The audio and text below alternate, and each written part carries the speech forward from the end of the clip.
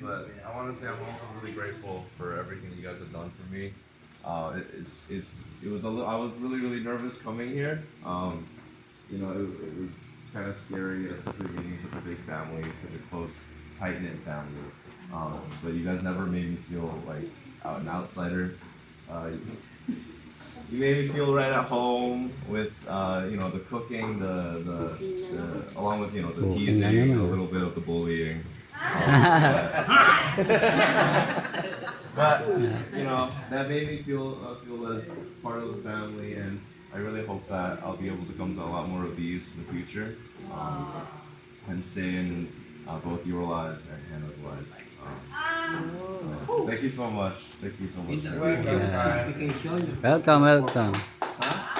Next time I'll treat you guys. Unification purpose. Huh? No. Oh, shut up, Atoy.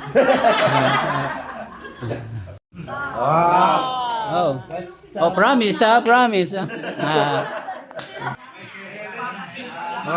Congratulations sa ating lahat, successful ang ating vacation, lahat ng corporate. Sabi ko nga, meron tayong, anong tawag doon?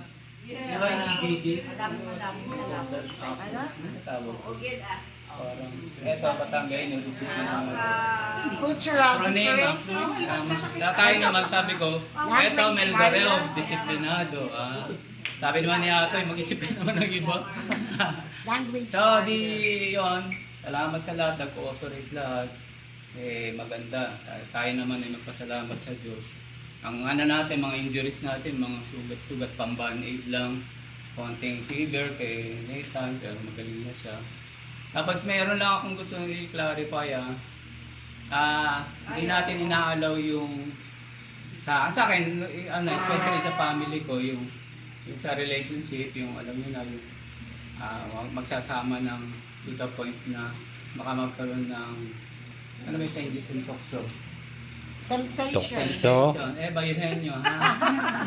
Siyempre, iniingatan natin sila, ginaguide natin sila. Bagamat ginaguide natin, nandun yung temptation. Kaya, I talked to Kyle and Hannah, and they kept their promises to me that they will respect and trust each other and trust the family.